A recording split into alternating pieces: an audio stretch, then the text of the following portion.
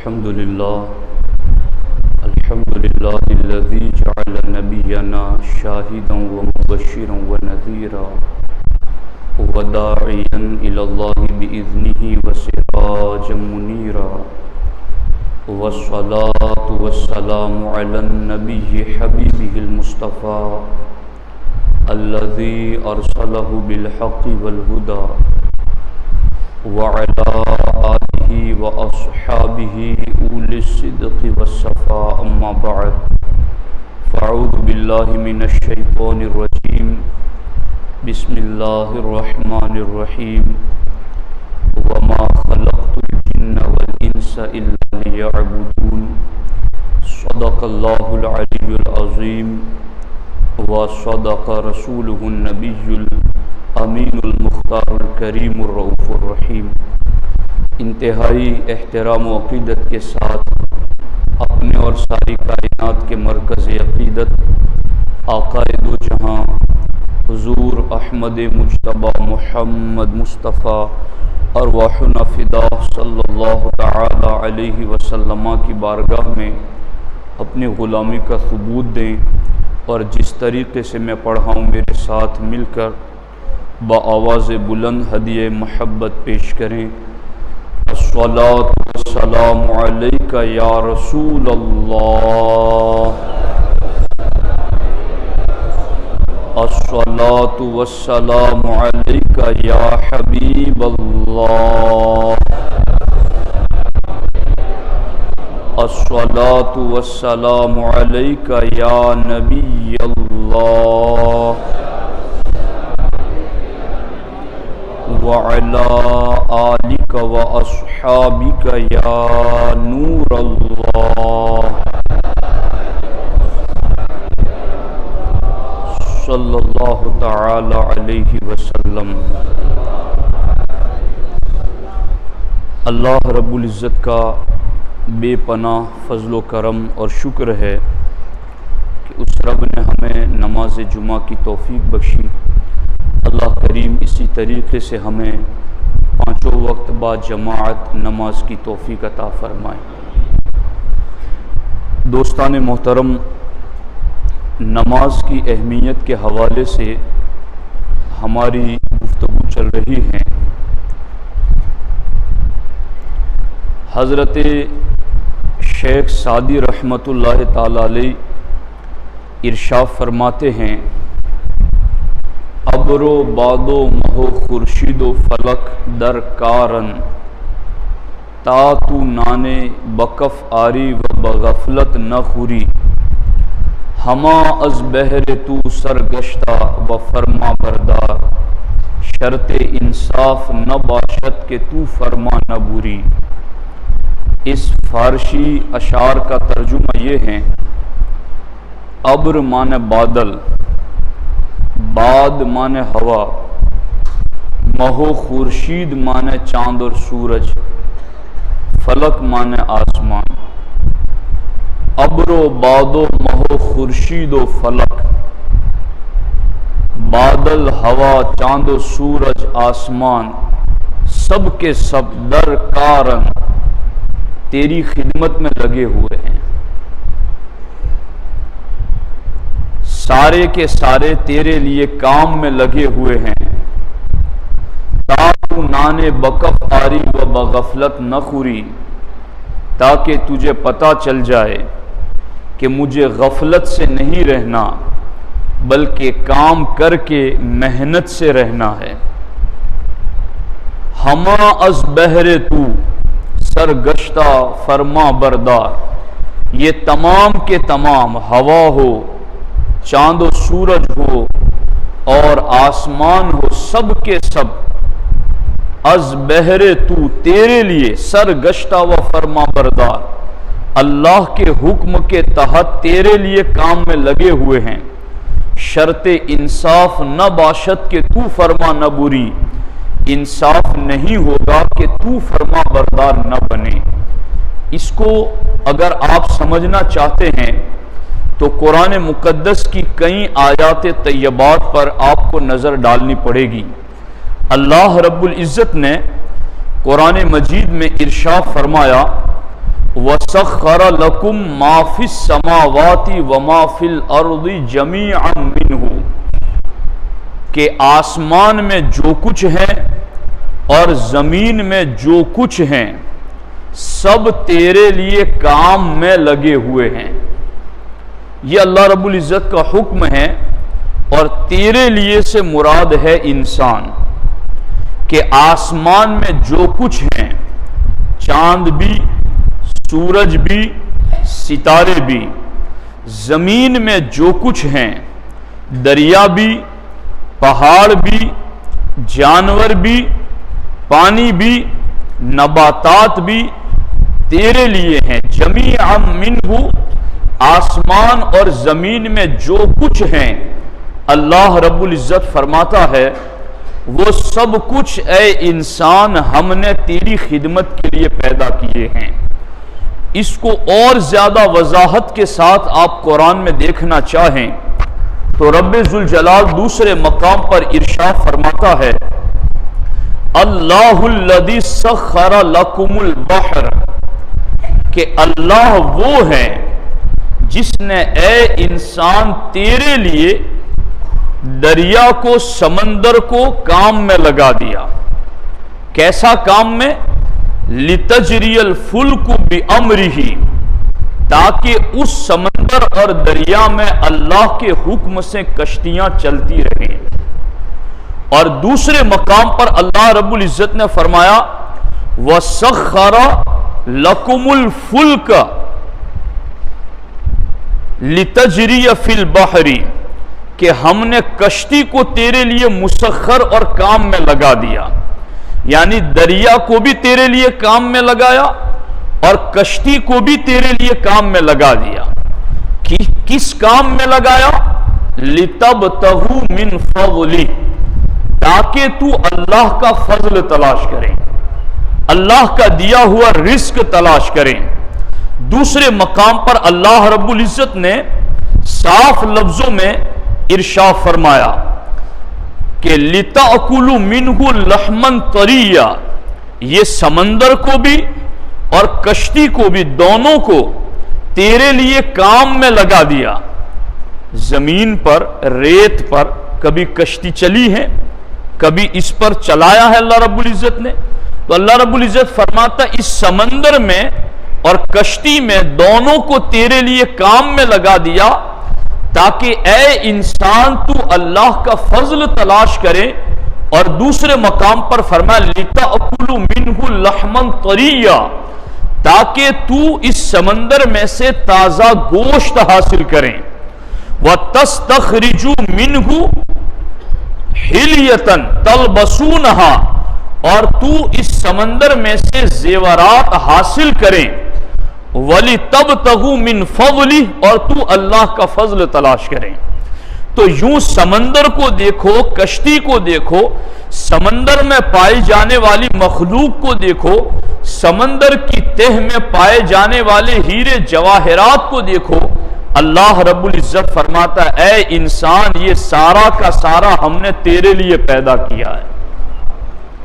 اسی طریقے سے رب ذوالجلال قرآن مجید میں ارشاد فرماتا ہے وَسَخَّرَ لَكُمُ الشَّمْسَ وَالْقَمَرَ وَسَخَّرَ لَكُمُ اللَّيْلَ وَالنَّهَارَ، ہم نے رات اور دن کو بھی تیرے کام کے لیے پیدا کیا۔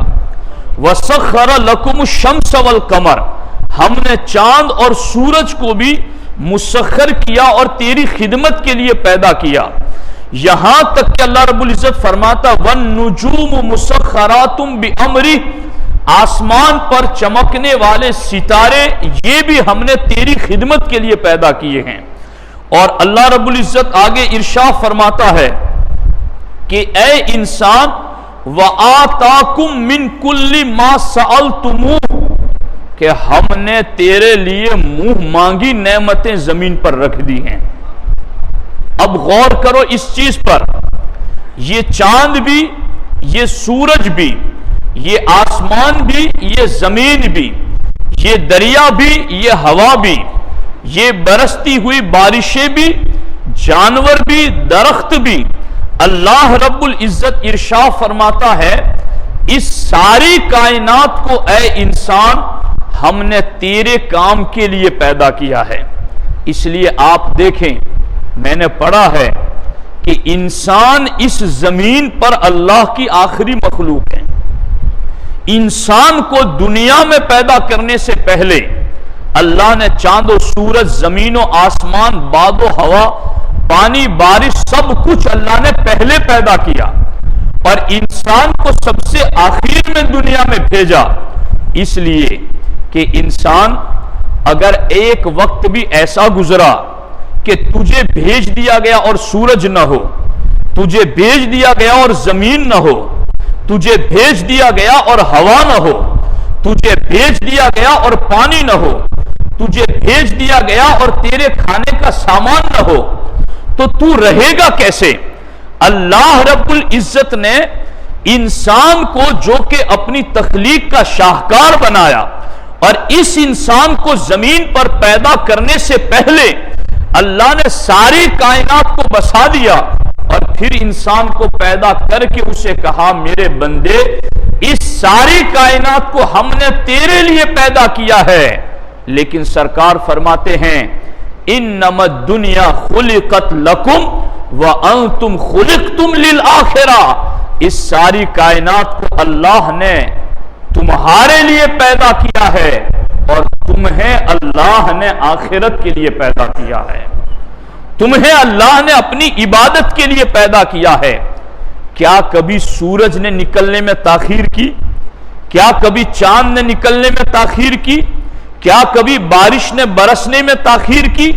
کیا کبھی ہوا نے کوئی اسٹرائک مچائی کہ ہم نہیں چلیں گی؟ کیا کبھی چاند نے چمکنے میں تاخیر کی؟ اللہ رب العزت نے جس کو جس کام میں لگایا، ہر کوئی اپنے کام میں لگا ہوا ہے۔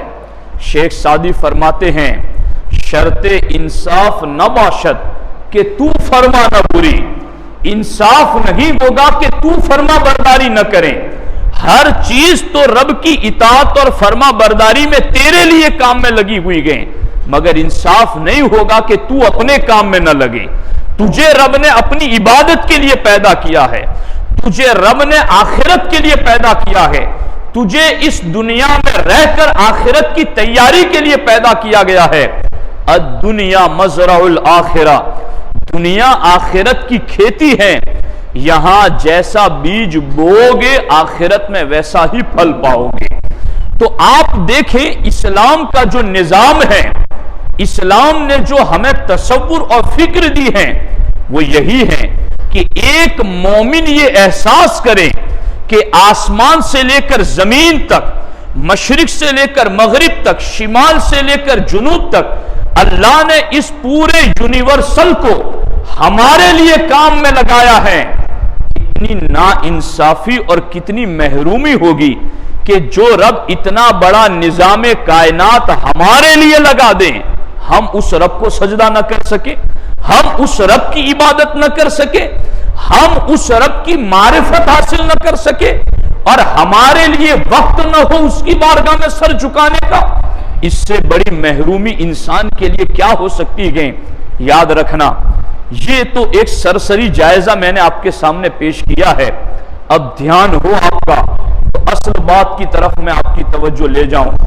ہمارا معاملہ اور ہماری طبیعتیں کچھ یوں ہیں کہ ہم محسن کے احسان کا بدلہ چکانے کی سوچ رکھتے ہیں۔ اگر کوئی ہمیں ایک پیالی چائے بھی پلاتا ہے، ہم اس کو شکریہ، جزاک اللہ، تھینکس، اس طرح کے الفاظ کے ذریعہ اس کا شکریہ ادا کرتے ہیں۔ اور اگر کوئی شخص ایسا ہے جو کوئی کسی پر احسان کرے پھر بھی شکریہ ادا کرنے والا مزاج نہ رکھے، تو معاشرے میں لوگ سمجھتے ہیں کہ یہ بڑا بیوقوف شخص ہے، اسے پتہ نہیں کہ احسان کرنے والے کے ساتھ سلوک کیا کیا جاتا ہے۔ تو جب ایک چائے کی پیالی کوئی پلائے تو اس کا شکریہ ادا کرنا ہم اتنا لازم سمجھتے ہیں، جس رب نے اس پورے نظام کو ہمارے لیے پیدا کیا ہے، جس رب نے آسمان سے لے کر زمین تک، مشرق سے لے کر مغرب تک سارا نظام ہماری ترقی کے پیچھے لگا دیا ہے۔ شرط انصاف نہ باشد کہ تو فرما نہ بری، انصاف نہیں ہوگا کہ تو بندگی نہ کریں، تو فرما برداری نہ کریں۔ اب ایک لقمہ جو ہمارے حلق تک پہنچتا ہے، وہ لقمہ ہمارے حلق تک پہنچنے سے پہلے کن مرحلوں سے گزرا، اور حلق میں لقمہ جب حلق سے نیچے اترا اس کے بعد وہ کن منزلوں سے گزرا، اس میں اللہ نے ایک لقمے کے پیچھے کتنا بڑا نظام لگایا ہے۔ اس پر اگر بندہ غور کر لے تو شکر میں ہمیشہ اس کی گردن جھکی رہے گی، ہمیشہ وہ رب کی بارگاہ میں سر جھکائے ہوئے نظر آئے گا۔ کیا ہے اس ایک لقمے کے پیچھے؟ مفسرین کرام نے اپنی کتابوں میں لکھا ہے کہ اس ایک لقمے کے پیچھے کیا کچھ ہے۔ فرماتے ہیں یہ ایک لقمہ، توجہ سے سننا، یہ ایک لقمہ روٹی اور سالن سے بنتا ہے، روٹی اور سالن سے بنتا ہے، اور روٹی گندم سے بنتی ہے، گیہوں سے، اور وہ بھی زمین کی پیداوار ہے، اور سالن سبزی یا گوشت سے بنتا ہے، تو سبزی وہ بھی زمین کی پیداوار ہے، اور گوشت جانور بھی زمین کی گھاس کھا کر کے ہی موٹا تازہ ہوتا ہے، تو اس کی بھی اصل زمین کی پیداوار ہے۔ تو ہمارا ایک لقمہ روٹی اور سالن سے مل کر بنا، اور یہ روٹی اور سالن سے بنا ہوا ایک لقمہ زمینی پیداوار کے اوپر موقوف ہے۔ اب یہ زمینی پیداوار کا معاملہ کیا ہے؟ اللہ اکبر!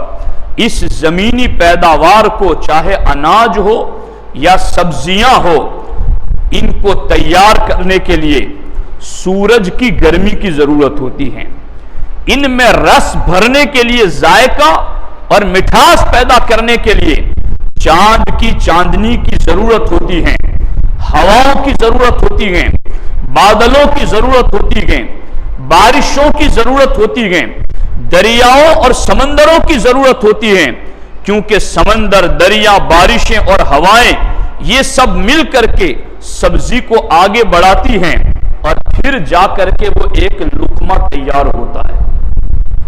اب ایک لقمے کو تیار کرنے کے لیے سورج وقت پر گرمی دے رہا ہے، چاند وقت پر چاندنی بھیج رہا ہے، ہوائیں وقت پر چل رہی ہیں، زمین اپنی طرف سے مواد عطا کر رہی ہے، ایک دانے کے پیچھے پورا نظام قدرت لگ گیا ہے۔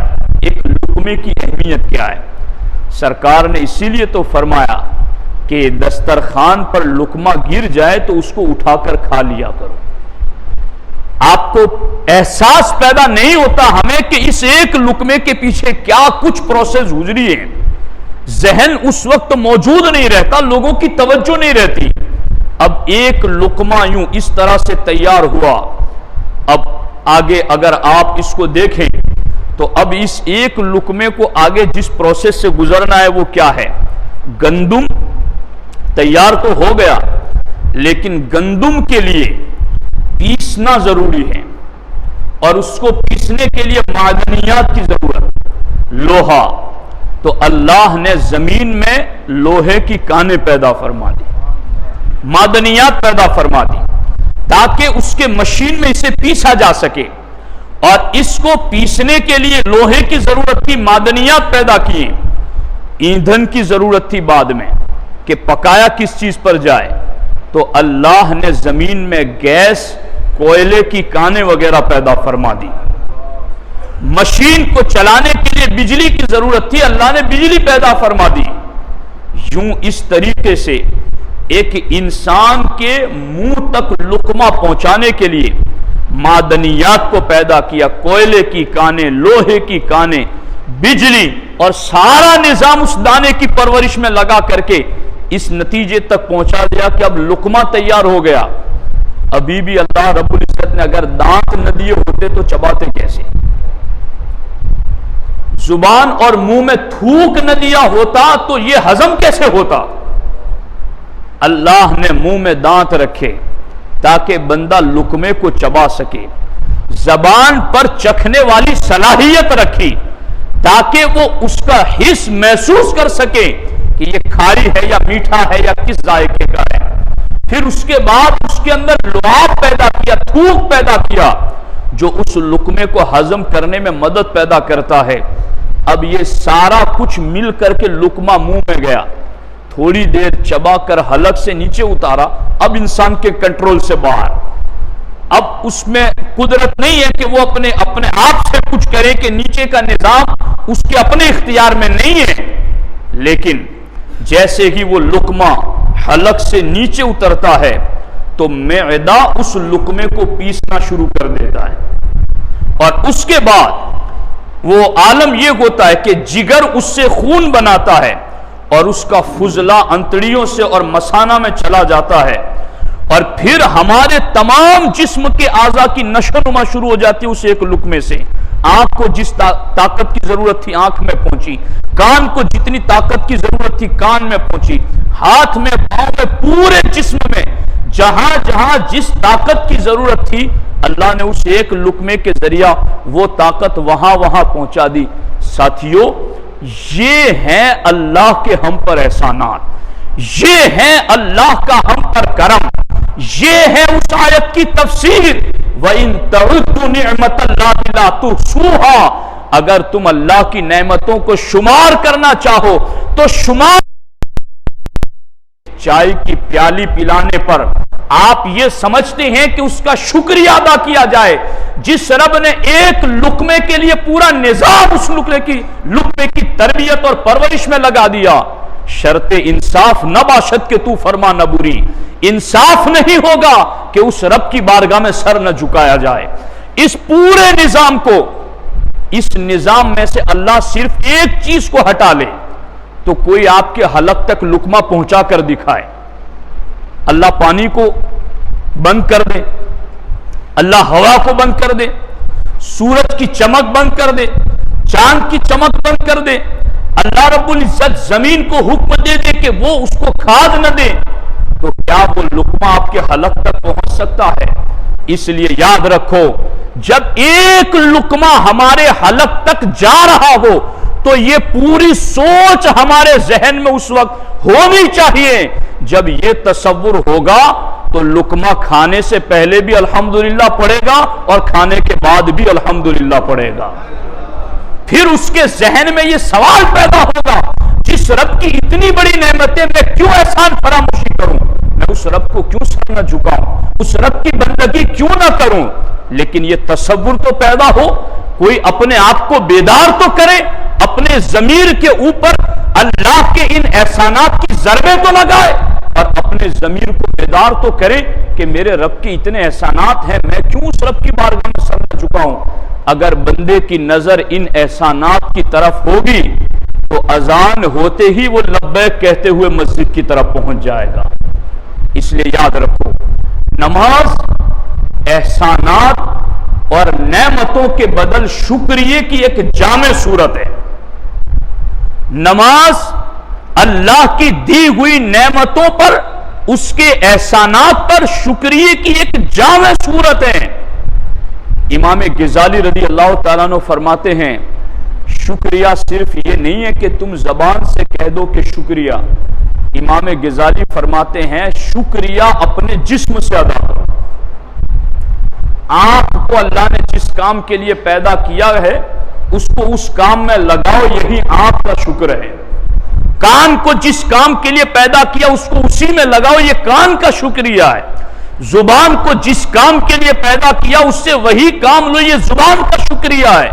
صرف منہ سے الحمدللہ کہنا یہ بھی بڑی بات ہے اور کہنا ہی چاہیے، مگر اسی پر ٹھہر نہیں جانا، عملی اور پریکٹیکلی اعتبار سے ہمیں شکر کی منزل پر آنا ہوگا۔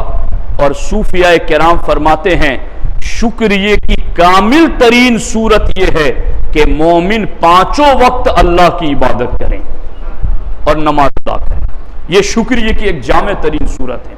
اب یہاں وقت کے لحاظ سے میں صرف ایک حدیث کوٹ کر کے گفتگو ختم کرتا ہوں کہ اگر کوئی نماز چھوڑتا ہے تو اب غور کرو، کسی ایک بندے پر کوئی احسان کرے، اس کو بچپن سے پال پوس کر بڑا کرے، اس کی تعلیم دے، اس کے کپڑے، اس کا سارا لحاظ، اس کے نخرے اٹھائے، سب کچھ، اور بڑا ہو کر کے وہ اس اپنے مربی کا احسان فراموش ہو جائے تو اس کو کتنی ناراضگی ہوگی کہ اسے اتنا پروان چڑھایا اور یہ میری نافرمانی کر رہا ہے.